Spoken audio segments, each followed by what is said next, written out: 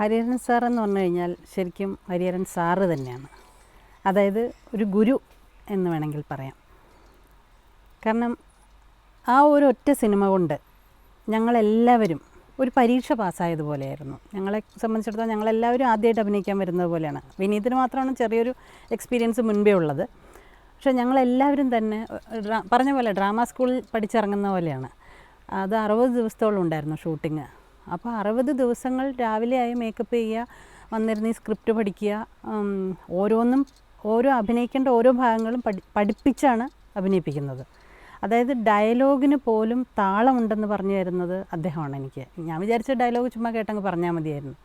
അതിൽ ഈ ഒരു സർപ്പത്തിനെ കാണുമ്പോൾ ഞാൻ പേടിച്ച് പിന്നാക്കം പോകുന്ന ഒരു സീനുണ്ട്.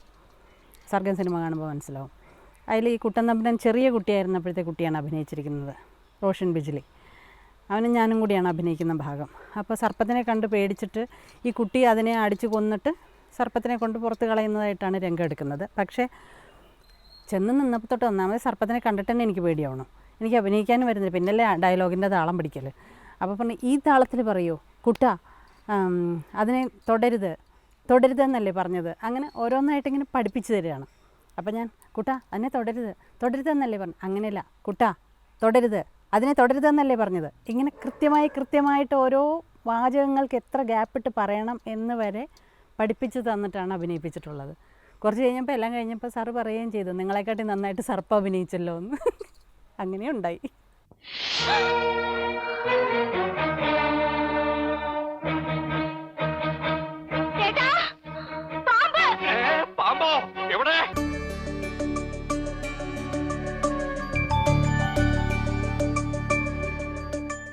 ഒരു പാത്രത്തിൽ കഞ്ഞിയും കൊണ്ട് നടന്നു പോകുന്നൊരു ഭാഗമായിരുന്നു എടുത്തത്. കാരണം എന്താണെന്ന് വെച്ചാൽ വന്ന ദിവസം തന്നെ ഈ സ്ക്രിപ്റ്റ് കണ്ടു കഴിഞ്ഞാൽ ഞാൻ ചിലപ്പോൾ പേടിച്ച് ബോധം കെട്ട് വീഴുന്ന സാർ വിചാരിച്ച് കാണും. അതുകൊണ്ടായിരിക്കും.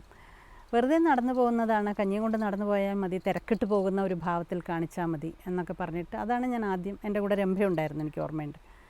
അങ്ങനെ നടന്നു പോകുന്ന ഒരു സീൻ അത് മാത്രമേ അന്ന് എടുത്തിട്ടുള്ളൂ. അതൊരു ഈവനിങ് ആയിരുന്നു, വൈകുന്നേര സമയത്ത് അത് മാത്രം എടുത്തിട്ട് നിർത്തുകയാണ് ചെയ്തത്.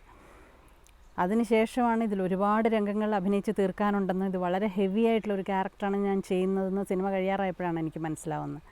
അതിന് മുൻപൊന്നും എനിക്കറിയില്ലായിരുന്നു ഇത്രയും ഘനപ്പെട്ട ഒരു കാര്യമാണ് ഞാൻ ചെയ്യുന്നതെന്നുള്ളത്.